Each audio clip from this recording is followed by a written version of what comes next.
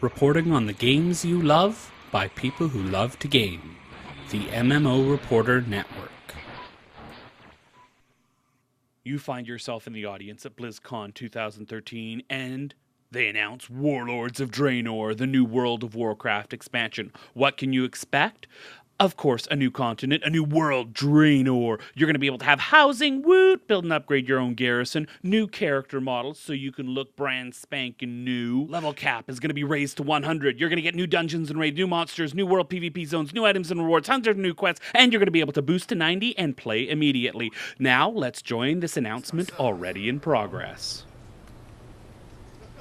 What if those dark days could come again?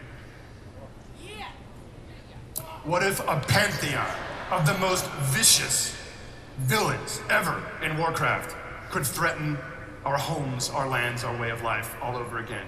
And in the face of that alliance, how would you respond now?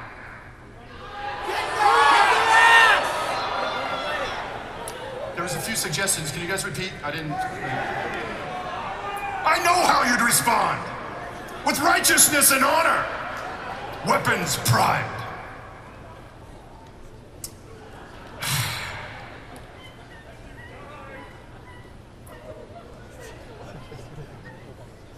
The conflict to come, I believe, will be the Alliance's finest hour.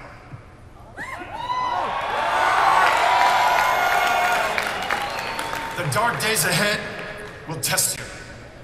Your values, your ethics, how do you fight? A savage enemy without remorse, without becoming savage yourself? It's a good question. And Horde. Horde, you hear, right? I'm sorry, I didn't hear you! Much better. Horde? Taking some lumps lately. And not just from the Alliance. You had to live with the disappointment of Thrall's choices. I'd apologize for him, but we don't speak anymore. You had to live with the consequence of Garrosh's reign of terror. And you had a bunch of gnomes and elves running through the streets of your city. I can't imagine you enjoyed that a lot.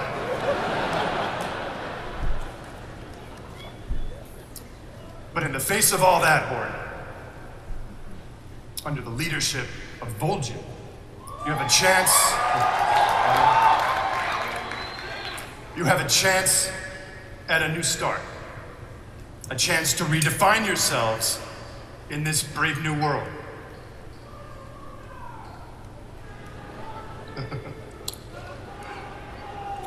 But as is often true, to forge a brighter future,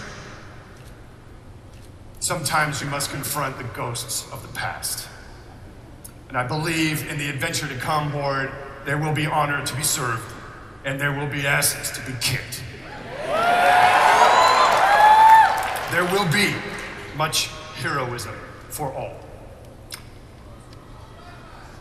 So, are you guys ready? Are you with me, Blizzcon? Let's get this thing done. Friends, champions, fellow defenders of Azeroth, Blizzard is proud to present to you the next expansion set for World of Warcraft.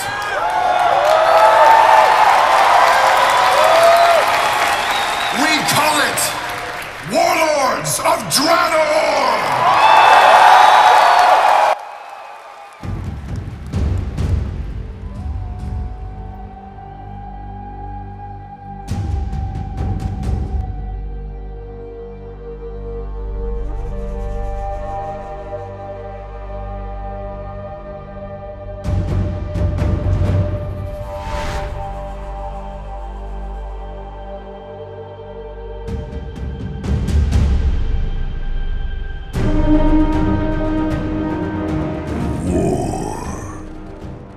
is the lifeblood of this world.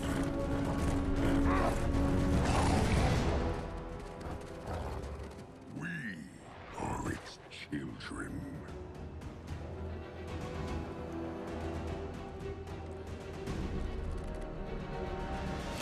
Soon, its masters.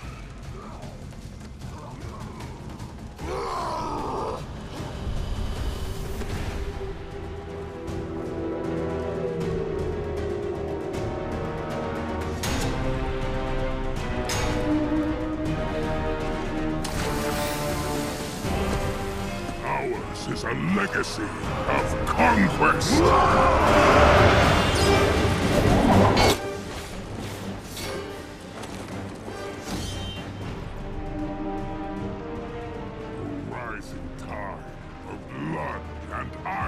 That will wash over this world and all others.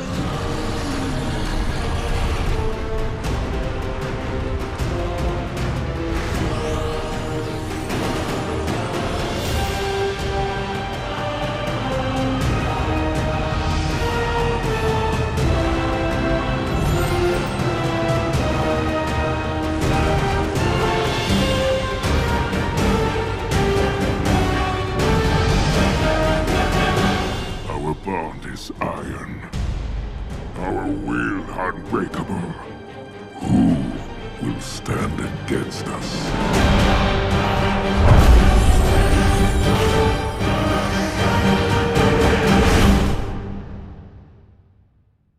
So, what's up?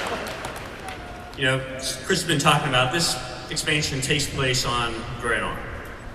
And what is Draenor? Right? This is a brand new continent. This is a new world. This is not the Outland that you guys know. Outland is that shattered remnant of the planet that once was Draenor. And so what we're getting to see here is what Draenor was back before all that stuff went down. This was the homeworld of the orcs. This was the heart of the Draenei civilization. And this is a brutal primal world of giants. It's got 7 new zones, you know, of course, all the bells and whistles you guys would expect. And we'll be talking about all those zones in more detail later on in the panel. What you're here to do? Well, you're here to defeat the Iron Horde. These guys have found a way, as a result of Kairos Dormu and his involvement, to connect this world of Draenor of 35 years into the past, have that portal that gets built up connect to our time. And we have an imminent invasion. So Grommash has united the orc clans. He's brought them all back together, or at least most of them. You'll have a say in some of that. There are some clans that may not join. They plan to take their army through the Dark Portal and destroy Azeroth. This can't happen. You've got to stop it. So next up, we have a map. So this is what the continent of Draenor looks like. Might be somewhat familiar. Obviously, there's that familiar kind of Euro shape on the eastern part of it. The place that you once knew as Hellfire Peninsula was at the time called Tanan Jungle. We have Shadowmoon Valley, which, as we'll get to in a little bit, is an actual idyllic valley. It's not a hellish, infernal draining from the sky kind of place. We've got Gorgron. If you imagine that Gorgron was kind of where Blade's Edge plus Foxfire, when the world shattered, those came together and collided, that formed the Blade's Edge Mountains. So there's that kind of clash of desert and also the frost. We've got Nagran, as you might expect. That was probably the least affected of the different zones back in Outland. It was still a bit different back in the day, and you'll learn more about that as time goes on. And then we've got Talador, which is the location of Shattrath, which is not where your main city's going to be. It's also the location of Akandun, but this is before Akandun blew up and went to hell. So, as players, you're actually going to experience this content in a very different way. As the Alliance, you're going to end up defending Karabor and saving it from the Iron Horde, and that's going to be your main city. Karabor is what you may have known as Black Temple in Outland. So that's actually going to be your city as the Alliance for the expansion. None of that shadrap nonsense. For the Horde, you are going to you're going to travel to Frostfire Ridge, and in Frostfire Ridge, you're going to help the Frost Wolves fight against the ogres that are there, and you're going to liberate the Ogre Citadel. There's a place citadel there called the Bladespire Citadel, and that's going to be your city as the Horde. All right. So what is a garrison? Garrison is the ability for you to build your own base on Draenor. So that's right. This is the World of Warcraft version of housing.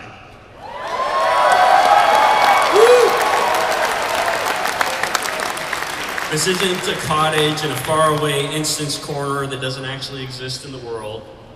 This is your ability to actually build a base, almost as you do in the RTS games, in the actual world that you will be able to see as you fly through the zones. You'll be able to see it as you go by it.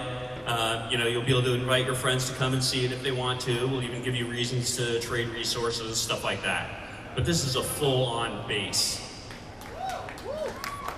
You're going to collect followers. You're going to send them on missions to do your dirty work. And you'll be able to customize your base. So you're going to be able to decide where do you want to put your armory, where do you want to put your barracks.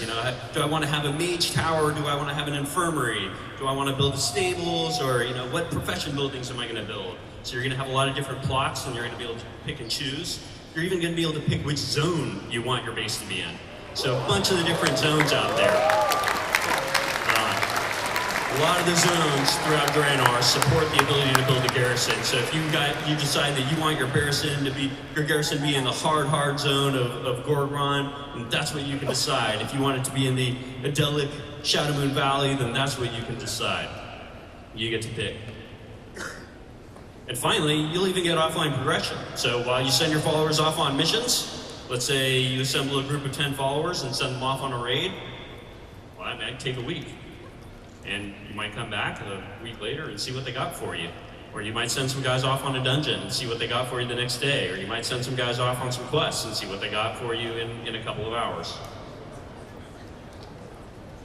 And again, this is integrated directly into the world. This isn't, we use our seamless instancing technology so that, while it is customized to what you have built, you see it from anywhere in the world and you seamlessly enter it and exit it. There's never any loading screen, nothing like that. It's just out there in the world. And so what do you get for it? Why would I want garrison? Why would I want to have followers? Well, for one thing, you can get up here for your character. That's kind of your core progression in World of Warcraft is making your character better, and these guys can contribute to it. In addition, you get a piece of land to call your own. Think of this as like the farm times 1,000. You get unique benefits from the buildings in terms of what they do for your followers and the missions that they run. You get limited access to professions you don't even have. So, for example, maybe you only have skinning and engineering on your character. Who would have that wacky combo? But let's say you wanted blacksmithing and something else. You wanted blacksmithing and access to something in mining. You can do that. In fact, your base, you can even build a mine in your base, and that'll give you access to special mining nodes. You'll get some extra mining nodes that you can go in there and mine every now and then. You can even assign an NPC that has a follower that has the mining skill to that mine, and they can do some of your dirty work for you. We had a few questions that we wanted to ask about the garrison system, so we sent our roving reporter Josh Augustine, host of Happy Hearthstone and WoW Pet Battle Crew, to ask a few questions. Why did the team ultimately settle on this sort of design where it is kind of instance, but kind of in the open world as well? Yeah, we want it to be something that was in the open world that you could see, right? You could see my base on the horizon. We also wanted to give the ability for you to share kind of what your base looks like to other people. So if you're a group leader and you invite someone into your group, then they'll be able to kind of see what your kind of base looks like. So that was really part of the motivation, was really just give it a much larger presence than what you kind of saw with the farm. Yeah. For garrisons, for sure. Similar to farms, do you expect there to be a lot of kind of like daily activities, like how you'd go back and water your plants and pull them and do that sort of stuff? Yeah, absolutely. There'll be different gameplay things that you do and different daily activities. One of the main things that we want to have is for you to send your followers that you recruit onto daily missions to go off and do things for you. So, if in the way that you plant crops right now, we expect you to actually assemble a team of guys to actually go run a dungeon for you and potentially bring back some epic loot drop for you. Now, from the screenshots, it kind of looked like that was done through like a UI menu. Do you actually have to go to the garrison to make that happen, put the team together? Yeah, the plan is for you to actually have to go to the garrison and actually assemble your team there, but recruiting the followers is something that happens out in the world. So you'll actually find followers on quests. They'll have followers that maybe are captured in the back of in the bottom of dungeons. Maybe there's some epic follower that you can unlock from a raid. There's all going to be all different ways that you can recruit all the followers from around. Thanks for watching our highlights from the announcement of the Warlords of Draenor expansion for World of Warcraft. Please make sure to check out all of our other BlizzCon coverage on our YouTube page.